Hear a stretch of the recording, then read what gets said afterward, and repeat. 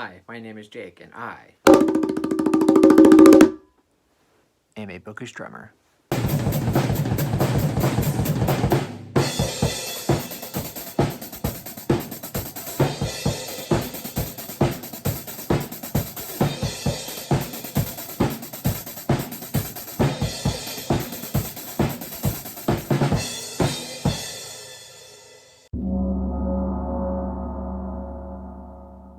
So for today's video, I'm going to be reviewing one of my all-time favorite Stephen King books. And I recently just reread this because it was the winner for the Patreon Stephen King TBR Wheelspin. Again, too long of a name, but I'm sticking with it. And the winner for that, which was won by Sharon Dwyer and Red Vitamin Blue from my YouTube comments, was Duma Key. And like I said, this is one of my all-time favorite Stephen King books. When I did my ranking series for ranking all of Stephen King's books, I believe this made it to the number 6 spot. So in my top 10, and just like I said, one of my all-time favorites. And I had a blast rereading it this time around. I blew through it and I had a great time. I'm so glad that this won. And yes, now I'm afraid that this video might be just me gushing about the book because, up front, 5-star book. Terrific. I love this book. I don't really have any flaw. I can't think of anything that I would change about this book. There's no real flaws with it. I just love it. And it's definitely a Stephen King book that I will be rereading a lot in the future. Maybe not every year, right? But it's definitely one that I want to go back to again and again and again. So if you want to hear me gush about this book for however long it takes to do that, you've come to the right place. But if you just want to hear my quick thoughts, 5 stars. I love this book. I love the main character of Egbert Fremantle. I love how unique a book this is, especially for Stephen King. Like I said, Stephen King mainly writes in Maine. That's funny. But yeah, he typically writes in colder climates like Maine and Colorado. So for him to pick a setting of Florida, like on the beach, I thought that was very unique, especially for Stephen King. I really like that aspect of the book. It also has one of the best friendships I've ever read, not even in Stephen King books, just in fiction in general. The friendship between Egbert Fremantle and Wireman.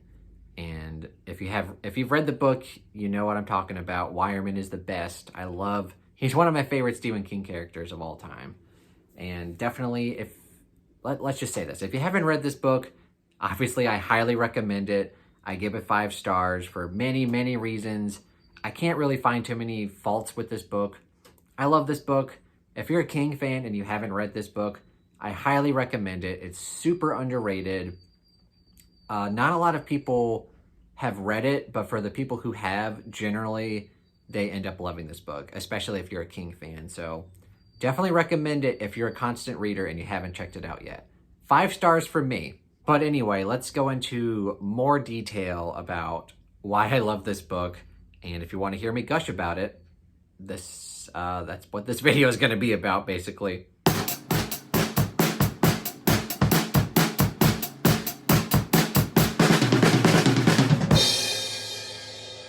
So for anyone who hasn't read this book, or for anyone who hasn't heard of this book, maybe, I'll give like a little general premise of the book.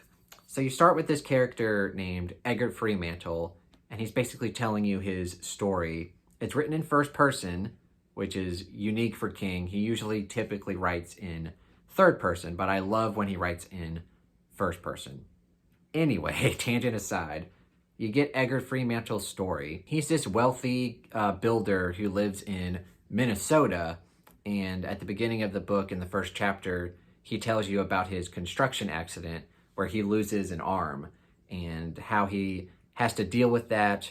And not only did he lose his arm, he had very serious head injuries, which affects his memory and his speech, and he's not able to communicate very well, and this causes problems because he then develops anger issues, and his wife is kind of having enough of it. She just wants a divorce because some things happen and it's kind of messy.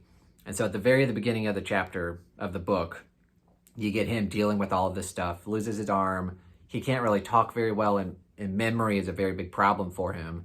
And his wife wants a divorce. And at the end of the first chapter, you get him with his therapist, and and this therapist is telling him, look, I know what you're thinking, suicide. And he's basically telling him, like, you have to wait, or else your family, your wife and your daughters will know. Like, no matter what you do, no matter how good you think you're going to cover it up, it's going to look bad. And so he basically tells him that a lot of people, what he tells his clients, a lot of his clients, is that he needs to do a location therapy, where you go off for a year to a whole different environment, a whole different climate, and just get situated there, and that will be sort of your therapy. And then he also tells Edgar, or he asks Edgar, like, is there a hobby that you used to do that you want to try to bring back to your life? And Edgar says, well, I used to draw.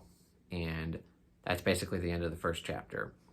And after that, he moves to Duma Key, Florida, in this house that he titles the Pink House. It's just this house on an island beach in Duma Key, Florida. And he moves there with the aspirations of trying to find himself again and to start drawing and to maybe pick up painting. And kind of a weird like starting point for a King book, because it's not really scary. Like, you don't really get like the supernatural aspects of the book until way later on.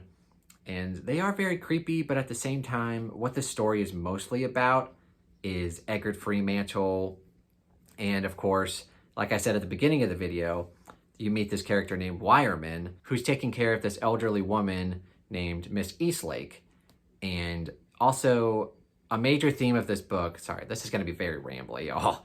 A major theme of this book is memory. Not only is Edgar Fremantle, his memory has been affected by the head injury, and sometimes he'll think he's saying something, but he's not quite saying it right. And yeah, so he's dealing with that, and then he's obviously dealing with anger issues because of that. But also, the woman that Wireman is taking care of, Miss Eastlake, she's very elderly, and she's obviously suffering from Alzheimer's and dementia. And so she has very weird memory lapses as well. So I definitely feel like memory plays a key part into this book. And themes isn't necessarily something that I look for in a book, especially Stephen King. Like, I mainly go to Stephen King because of the characters and because of the crazy stuff that happens in it, right? But I think having that added layer of memory being like a revolving theme for this book, and it definitely plays out once you get further into the book, I think that just adds a whole other layer to it, and it's definitely a reason why I love this book so much. Memory is a huge part of this book. But anyway, I think I mentioned Wireman, right? Sorry, this is going to be very rambly and gushing.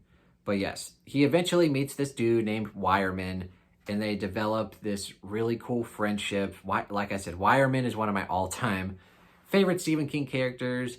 He's just one of those kind of people that like has a saying for any kind of scenario that you can come up with. Like, something will happen, and then he'll just say something. You're like, oh yeah, that makes sense, or that's kind of funny.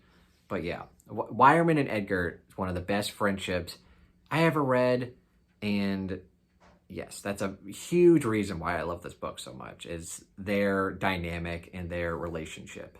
And then jumping back to, sort of the premise of the story, Edgar moves to Duma Key, and he starts to draw, and then eventually he starts to paint, and he gets really good at it, to the point where, his family and Wireman and this person named Jack, who's kind of his caretaker, like, he runs errands for him and drives him around and stuff because he only has one arm. Like, all of those people in his life start to notice that, yeah, you're a really good painter, and you should probably try to sell your stuff. So throughout the whole book, he gets better and better at painting. But of course, it's Stephen King, so you figure it's going to take some kind of supernatural spin.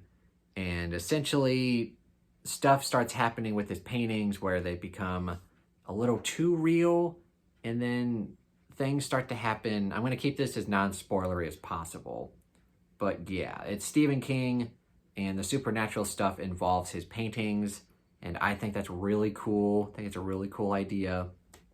And yeah, it gets pretty cool.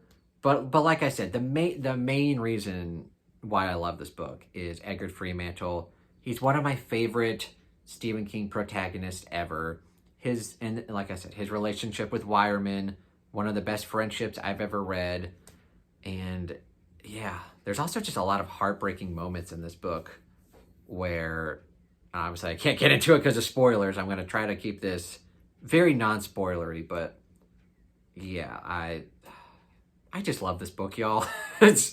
Yeah, like I said, I'm just going to be gushing about this book. Also, if I have anybody watching this video who loves to listen to audiobooks as much as I do, the first time I read this book, I just read it physically, which was still great, obviously. And the second time I read it, this time around, I actually immersion read it. I did immersion reading for it, and I listened to the audiobook. And the audiobook is narrated by John Slattery. And at first I didn't really recognize that name, but then I started listening to it, and I quickly realized that it was the guy who played Roger Sterling on Mad Men, this dude. And he has a great voice, and he does a very good job narrating this book. I had a blast listening to it while reading along, and so I definitely highly recommend the audiobook for anyone who wants to go that route.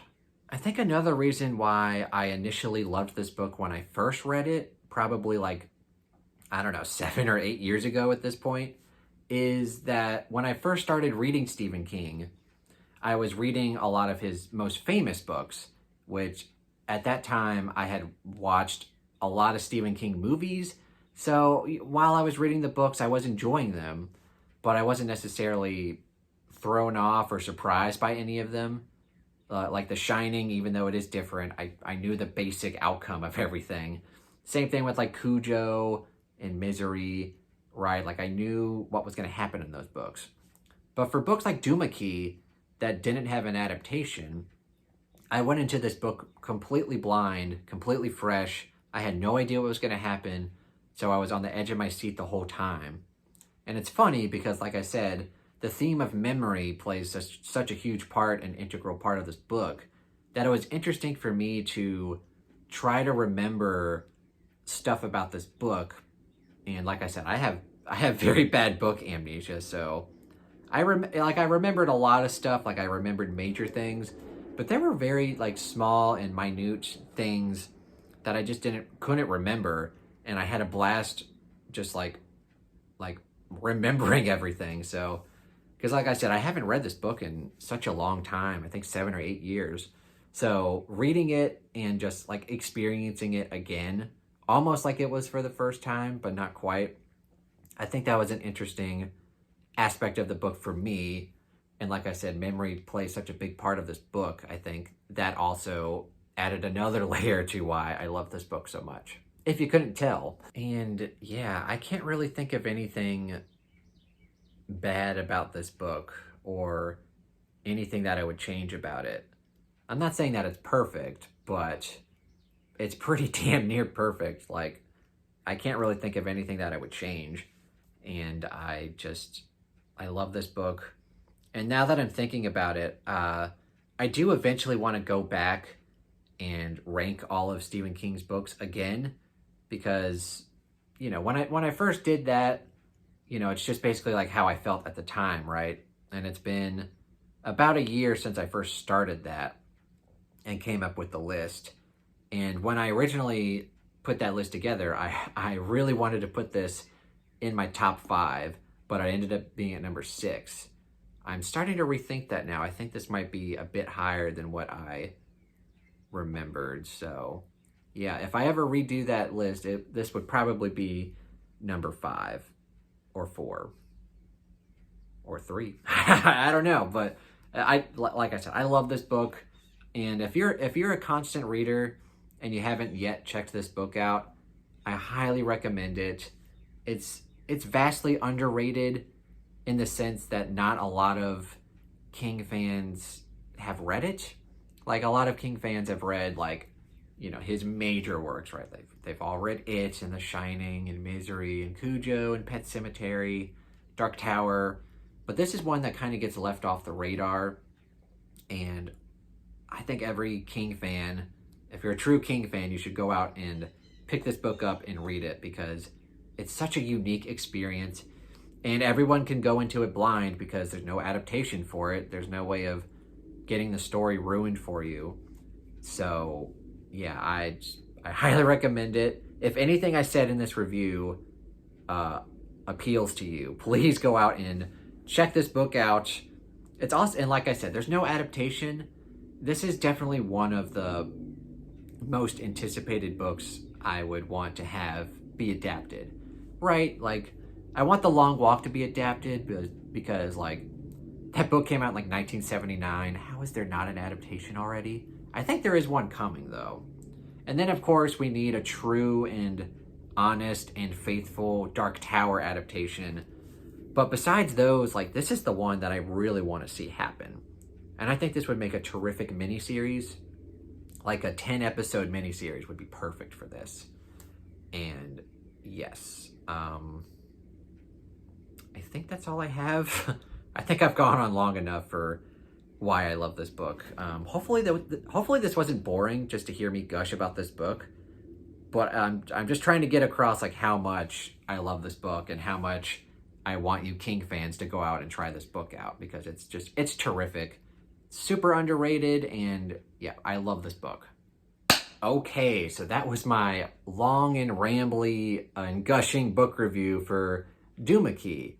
Again, it was chosen by Sharon Dwyer on my Patreon, and also Red Vitamin Blue won the Stephen King quiz, and that's why he got an extra vote for this, which probably propelled it forward to getting it picked.